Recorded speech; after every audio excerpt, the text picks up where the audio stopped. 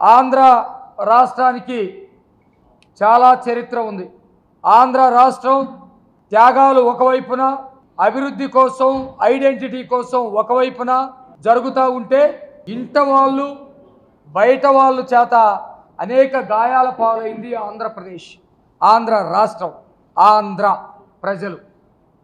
ఈ మూడు రకాలు ఎందుకు చెప్పారంటే, మీ అందరికీ తెలుసు, 1947లో భారతదేశానికి స్వాతంత్రం వస్తే అప్పటికే 9 రాష్ట్రాలు మాత్రమే ఏర్పడ్డాయి.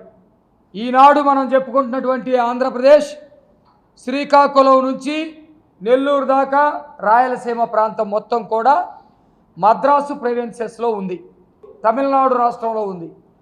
తమిళనాడు రాష్ట్రం దాదాపు కన్యాకుమారి దగ్గర నుంచి మొదలు పెట్టుకుంటే ఇటు శ్రీకాకుళం దాకా తమిళనాడులో ఉన్నటువంటి పరిస్థితి మనందరికీ తెలుసు.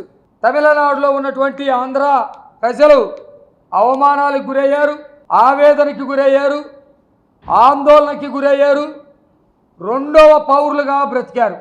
తమిళనాడుకు సంబంధించినటువంటి మద్రాసీలు తెలుగు భాషని అవహేళన చేస్తూ ఉండేటువంటి వాళ్ళు, అవమానిస్తూ ఉండేటువంటి వాళ్ళు, హక్కుల విషయం వచ్చినప్పుడు మీకు అసలు ఇక్కడ అవకాశమే లేదని చేత్కరానికి గురి చేసేటువంటి వాళ్ళు.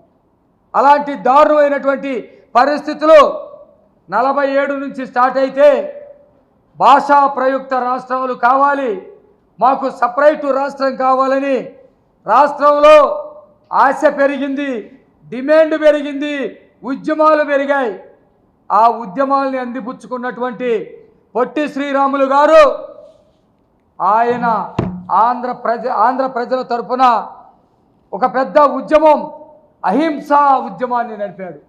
ఎందుకంటే ఆయన గాంధీ వారసుడు కాబట్టి, గాంధీతోటి నడిచిన వ్యక్తి కాబట్టి, దేశానికి స్వాతంత్రం అహింసా పద్ధతిలోనే వచ్చింది కాబట్టి ఆయన ఒక అహింసా పోరాటం చేసి దాదాపు 58 రోజుల పాటు ఆమరణ నిరాహార దీక్ష చేసి రాష్ట్రాన్ని సాధించారు.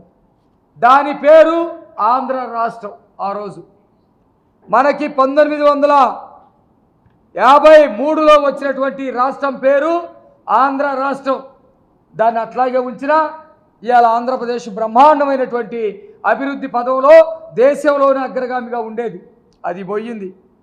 కేంద్రంలో ఉన్నటువంటి కాంగ్రెస్ పెద్దలు నియంత పరిపాలన చేస్తూ రాష్ట్రాలని వాళ్ళ చెప్పు చేతుల్లో పెట్టుకొని రాష్ట్రాల మీద ఆధిపత్యాన్ని చెలాయించేటువంటి రోజుల్లో అప్పటికే హైదరాబాదు రాష్ట్రం ఉంది. మీకు ఇంకొక విషయాన్ని ఇక్కడ గుర్తు చేయాలి, హైదరాబాదు రాష్ట్రానికి భారతదేశంతో పాటు స్వాతంత్రం రాలేదు. స్వాతంత్రం ఎప్పుడు వచ్చిందంటే భారతదేశానికి 1947లో వస్తే తెలంగాణ హైదరాబాదు రాష్ట్రానికి 1948లో వచ్చింది. 1948లో వచ్చిన హైదరాబాదు రాష్ట్రానికి 1953లో పొట్టి శ్రీరాములు గారు సాధించినటువంటి ఆంధ్ర రాష్ట్రానికి రెండు లింకు చేసి వాళ్ళు పబ్బం గడుపుకోవటం కోసం, వాళ్ళు కొన్ని అవినీతి కార్యక్రమాలు చేసుకోవటం కోసం హైదరాబాదు రాష్ట్రాన్ని, ఆంధ్ర రాష్ట్రాన్ని రెండు కలిపి ఆంధ్రప్రదేశ్గా 1956లో చేశారు. 56 తర్వాత ఆ రోజు ఆ ఒప్పందంలో, ఆ ఒడంబడికలో మీ రాష్ట్రాలకి ఎప్పుడైనా ఇష్టం లేకపోతే విడిపోవచ్చు అనే క్లాజు పెట్టడం ద్వారా 56లో ఏర్పడిన ఆంధ్ర రాష్ట్రం 60 నుంచే మాకు తెలంగాణ కావాలి, తెలంగాణ ఆస్తులన్నీ దోచుకుంటూ ఉన్నారు, తెలంగాణ సంస్కృతిని దోచుకుంటూ ఉన్నారు, తెలంగాణ ప్రజల్ని అవమానిస్తూ ఉన్నారు, ఆంధ్ర వాళ్ళు మోసగాళ్ళు, ఆంధ్ర వాళ్ళు దొంగలని చెప్పేసి మళ్ళీ తెలంగాణ వాళ్ళు మొదలుపెట్టారు. దాదాపు 100 సంవత్సరాలు మద్రాసు వాళ్ళు అవమానాలు పడ్డాం. ఆ తర్వాత 53 నుంచి 56లో రాష్ట్రం ఏర్పడ్డ తర్వాత తెలంగాణ వాళ్ళ మాటలతోటి, తోటాలతోటి గాయాల పాలు చేశారు ఆంధ్ర రాష్ట్రాన్ని. ఆ తర్వాత వాళ్ళు ఉద్యమం కానీ మన బాధలు కానీ ఫలించి కాంగ్రెస్ పార్టీ మరి ఒక కుయుక్తితోటి వాళ్ళు కూడా ఆంధ్రప్రదేశ్ని తెలంగాణ ఆంధ్రప్రదేశ్గా 2014లో విభజించారు. ఇవన్నీ కూడా ఒక ఎత్తు. ఈ 2 మాటలు హిస్టరీ ప్రజలందరూ కూడా తెలియాల్సినటువంటి బాధ్యత, తెలిపాల్సినటువంటి బాధ్యత మా మీద ఉంది. కాబట్టి అంటే బయట ఉన్నటువంటి తమిళనాడు వాళ్ళు, బయట ఉన్నటువంటి తెలంగాణ వాళ్ళు, బయట ఉన్నటువంటి ఢిల్లీ వాళ్ళు, బయట ఉన్నటువంటి వ్యాపారవేత్తలు, బయట ఉన్నటువంటి రాజకీయ నాయకులు అనేకమైనటువంటి గాయాల పాలు ఆంధ్రప్రదేశ్కి చేశారు.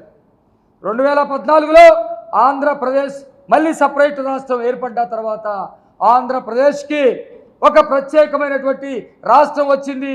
దీనికి ఒక రాజధాని కావాలని చెప్పేసి విజన్ ఉన్నటువంటి నాయకుడు మరలా రాష్ట్రం యొక్క విస్తీర్ణం, ప్రజల జనాభా ఉన్నటువంటి పరిస్థితులు, నీటి పారుదల, అనేక వనరులు, అట్లాగే రవాణా సౌకర్యం, వీటన్నిటిని కూడా దృష్టిలో పెట్టుకొని ఇప్పుడున్నటువంటి అమరావతి ప్రాంతాన్ని రాజధానిగా ఆనాడు ఈనాడు ప్రతిపక్షంగా ఉన్నటువంటి వైఎస్ఆర్సీపీ కూడా సభలో ఉండగా అమరావతిని రాజధానిగా ఏర్పాటు చేసినటువంటి సంగతి మీ అందరికీ తెలిసిందే. ఇక్కడ అసలైనటువంటి విషయం 5 సంవత్సరాల పాటు రాజధానికి సంబంధించినటువంటి నిర్మాణ పనులు, అట్లాగే రాజ్యాంగపరంగా వచ్చేటువంటి హక్కులు ఇవన్నీ కూడా నిరాటంకంగా జరిగేటువంటి సమయంలో ప్రజాపాలన పోయి భూతాల పాలన 2019లో జగన్మోహన్ రెడ్డి రూపంలో వచ్చినటువంటి పరిస్థితి మనమంతా కూడా చూసాం. జగన్మోహన్ రెడ్డి స్టార్ట్ చేశాడు. మీరు తెలంగాణ వాళ్ళు గాయాల పాలు చేయటం కాదు, మద్రాసు వాళ్ళు గాయాల పాలు చేయటం కాదు, ఢిల్లీ పెద్దలు గాయాల పాలు చేయటం కాదు, నా రాష్ట్ర ప్రజల్ని నేనే గాయాల పాలు చేస్తా, రాజ్యాంగపరంగా వచ్చినటువంటి హక్కుల్ని నేనే విధ్వంసం చేస్తా, ఆంధ్ర రాష్ట్ర ప్రజల్ని నేనే విచ్ఛిన్నం చేస్తా, నేనే ఆందోళనకి గురి చేస్తానని చెప్పేసి మరలా 2019లోనే జగన్మోహన్ రెడ్డి ఒక రాజధాని కాదు 3 రాజధానులు ఉంటాయని ఒకసారి, 30 రాజధానులు ఉంటాయని మరొకసారి, ఇది శ్మశానమని ఒకసారి, ఇది కమ్మోళ్ళ రాజధాని ఇంకొకసారి, ఇక్కడ పందులు తిరుగుతాయని ఒకసారి, నేట మునిగిపోయిద్దని ఒకసారి, ఇక్కడ వ్యభిచారులు ఉన్నారని ఒకసారి, అవమానాలు బయట ప్రాంతం వాళ్ళు చేసేదానికంటే ఎక్కువగా అవమానాలు చేయటమే కాకుండా గాయాల పాలు చేసి, వేదన పాలు చేసి, ప్రజల యొక్క జీవితాలతోటి ఆడుకున్నటువంటి వ్యక్తి జగన్మోహన్ రెడ్డి. సొంత వాడయ్యుండి, ఈ రాష్ట్రం వాడయ్యుండి, ఈ రాష్ట్ర ప్రజల ఓట్లతో గెలిచి, మాయ మాటలతో గెలిచి ఆ రోజు 2019లో రాష్ట్రానికి రాజధాని లేకుండా చేశారు. అందుకనే ఈరోజు రాష్ట్ర ప్రజలందరికీ కూడా ఒక పెద్ద పండుగ రోజు. రాజ్యాంగ హక్కుల్ని ఈరోజు భద్రత చట్టంలో నిలుపుకుంటున్నటువంటి ఆంధ్రప్రదేశ్ ప్రజలకి నిజమైనటువంటి స్వాతంత్రం వచ్చిన రోజు.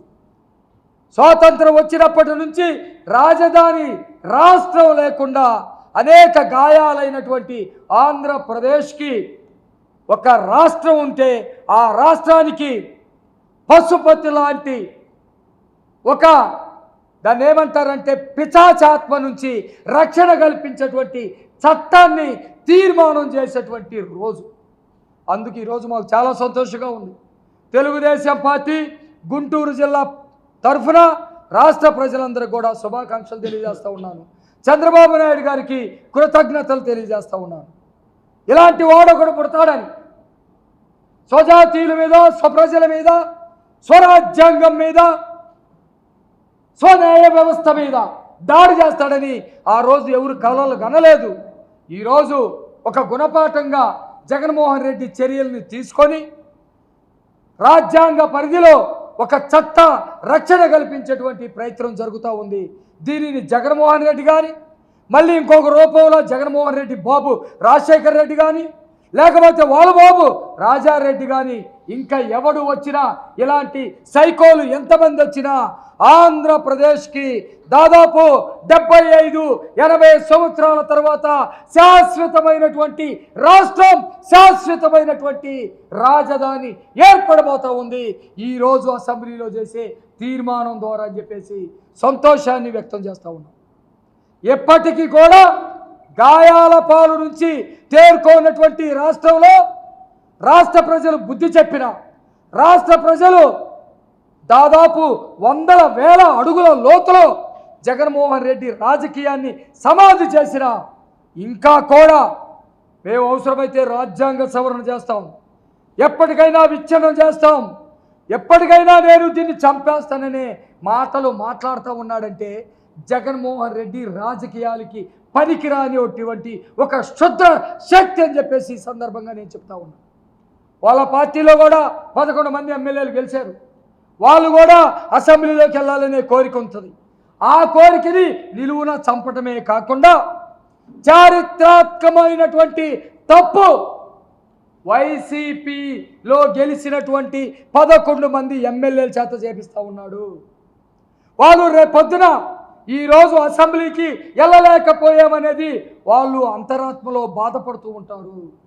ఈరోజు రాజధాని రక్షణ చట్టంలో మేము సభ్యులుగా మద్దతుదారులుగా ఉండలేకపోయామనే పాపం వాళ్ళ జీవితకాలం ఎంటాడుతూ ఉంటుంది. అది చారిత్రాత్మకమైనటువంటి తప్పని వైసీపీని వెంటాడుతూ ఉంటుంది, వైసీపీ సభ్యుల్ని వెంటాడుతూ ఉంటుంది. ఆ పాపం అంతా కూడా జగన్మోహన్ రెడ్డిది.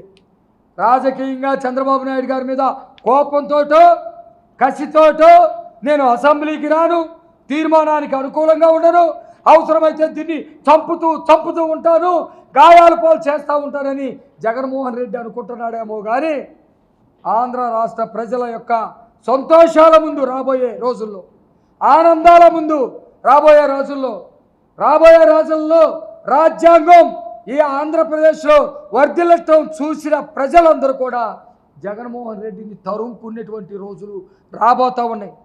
నీ దొంద నాలుక వ్యవహారం, నీ దొంద వైఖరి వ్యవహారం, నీ పిచ్చి ఆలోచనల వ్యవహారం, నీ సైకో శాస్త్రలు రాష్ట్ర ప్రజలు గమనిస్తూ ఉన్నారు.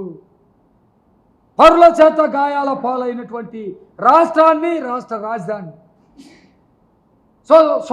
స్వరాష్ట్ర వ్యక్తి గాయాల పాలు చేసినటువంటి రాష్ట్రాన్ని ఈ రక్షణ చట్టం భవిష్యత్తులో కాపాడుతుందని ఈ సందర్భంగా తెలియజేస్తూ సంతోషాన్ని ఎలబుచ్చుతా ఉన్నాను. ఈ వీడియో నచ్చితే లైక్ చేయండి. అలాగే మా ఛానల్ ని ఫస్ట్ టైం కనుక చూస్తున్నట్టయితే ఇప్పుడే సబ్స్క్రైబ్ చేసుకుని పక్కనే ఉన్న గంట సింబల్ ని యాక్టివేట్ చేసుకోండి. అప్పుడే మేము పెట్టే ప్రతి వీడియో మీకు నోటిఫికేషన్ గా వస్తుంది. అలాగే ఈ వీడియో పూర్తిగా చూసినందుకు ధన్యవాదాలు.